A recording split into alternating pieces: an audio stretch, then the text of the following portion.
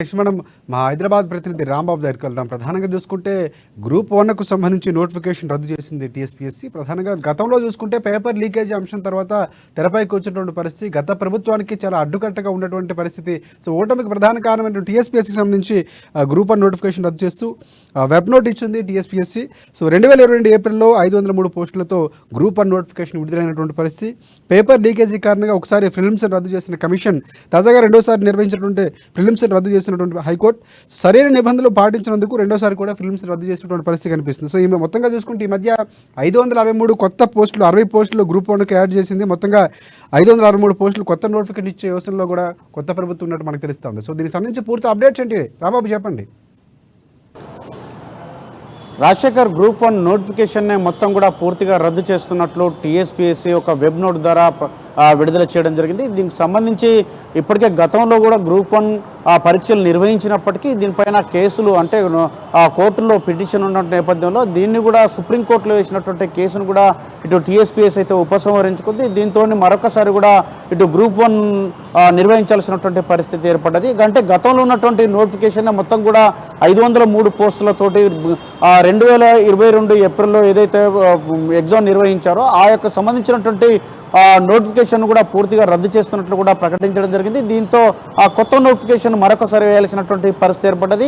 అంటే గతంలో ఉన్నటువంటి 503 పోస్టులతో పాటు కొత్తగా ఇప్పుడు ప్రభుత్వం కొత్తగా వచ్చినటువంటి కాంగ్రెస్ ప్రభుత్వం అయితే వివిధ శాఖల్లో ఉన్నటువంటి గ్రూప్ 1 పోస్టులను ఖాళీలను చూపించాలని చెప్పేసి కోరినటువంటి నేపథ్యంలోనే ఆర్థిక శాఖ కూడా వెంటనే యొక్క వివిధ శాఖల్లో ఉన్నటువంటి ఖాళీలు ఎన్ని ఉన్నాయని చెప్పేసి ఒక తెలుసుకున్నటువంటి ప్రయత్నంలో ఉన్నది. దాంతోపాటుగా 64 పోస్టులు ఖాళీగా ఉన్నట్టు కూడా గుర్తించింది. అంటే దీంతో ఇప్పుడు గతంలో ఉన్నటువంటి 503 ప్లస్ ఇప్పుడు 64 పోస్టులు మొత్తం 567 పోస్టులకు కొత్తగా నోటిఫికేషన్ విడుదల చేయాలని చెప్పేసి టీఎస్పీఎస్సీ భావిస్తూ ఉన్నది.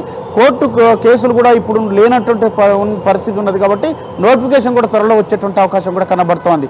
ఎందుకంటే గతంలో పేపర్ లీకేజీల ద్వారా రాష్ట్రంలో పెను సంచలనంగా మారినటువంటి పేపర్ లీకేజీలు ఇటు గ్రూప్ 1తో మొదలుకుంటే కింద ప్రతి ఒక్క పోస్టులు కూడా రద్దు కావాల్సినటువంటి పరిస్థితి ఏర్పడేది. లీకేజీలైనాయి. లీకేజీల ద్వారా ఇటు అనేక మంది కూడా విచారణ ఎదుర్కొంటా ఉన్నటువంటి విజిలెన్స్ అధికారులు కానీ ఈడీ అధికారులు కానీ విచారణ చేపట్టారు.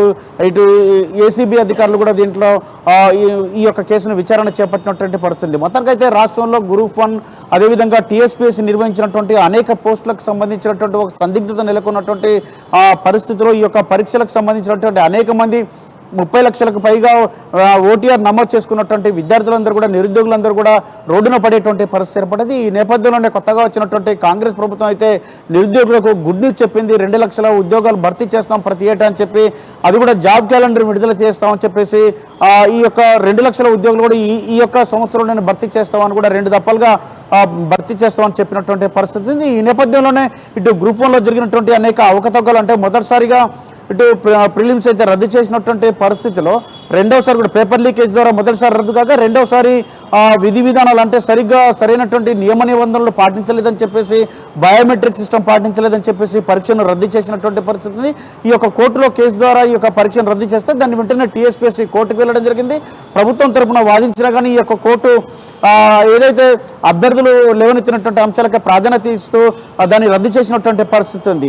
అయితే దానిపైన వెంటనే కోర్టుకు వెళ్ళినటువంటి టీఎస్పీఎస్సీ బోర్డు మరొకసారి సుప్రీంకోర్టులో కూడా ఈ యొక్క పరీక్షలను రద్దు చేయడం తగదని చెప్పేసి వాదించినటువంటి నేపథ్యంలో ఇటు కొత్తగా వచ్చినటువంటి ప్రభుత్వం కూడా వెంటనే టీఎస్పీఎస్సీకి సంబంధించినటువంటి సభ్యులు చైర్మన్ రాజీనామా కోరడం, వెంటనే వాళ్ళు రాజీనామా చేయడం, గవర్నర్ కూడా ఆమోదించడం ఇవన్నీ చకచకా జరిగిపోయినటువంటి నేపథ్యంలోనే ఈ వెంటనే ఈ పోస్టులను కూడా అంటే గ్రూప్ 1 కూడా నిర్వహించాలని చెప్పి భావిస్తున్నది.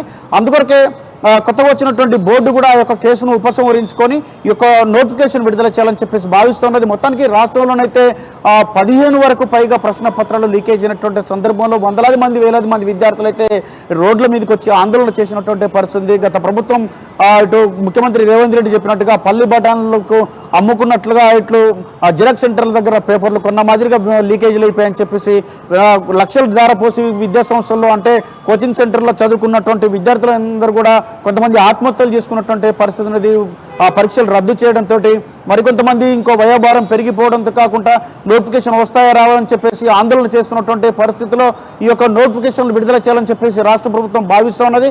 ఇప్పటికే కొన్ని పోస్టులను కూడా గత ప్రభుత్వం నిర్వహించినటువంటి వివిధ పోస్టులు అంటే పరీక్షలు నిర్వహించి కూడా వాటిని భర్తీ చేయనటువంటి విధానాన్ని చూసాం. వాటన్నింటినీ కూడా ఇటు నర్సింగ్ కానీ లేదా పోలీస్ కానీ లేకపోతే కారుణ్య నియామకాలు సింగరేణిలో కానీ ఇవన్నీ చేపట్టుకుంటూ రాష్ట్ర ప్రభుత్వం ముందుకెళ్తా ఉన్నది. ఈ నేపథ్యంలోనే ఇటు గ్రూప్ 1 పోస్టులను కూడా మరొకసారి కూడా నిర్వహించాలని చెప్పేసి రాష్ట్ర ప్రభుత్వం అయితే భావిస్తున్నది. దీంతో ఇటు 567 పోస్టులకైతే కొత్తగా నోటిఫికేషన్ విడుదల చేసేటువంటి అవకాశం అయితే కనపడతా ఉంది. Rajasekhar. Right thanks for updates Rambabu.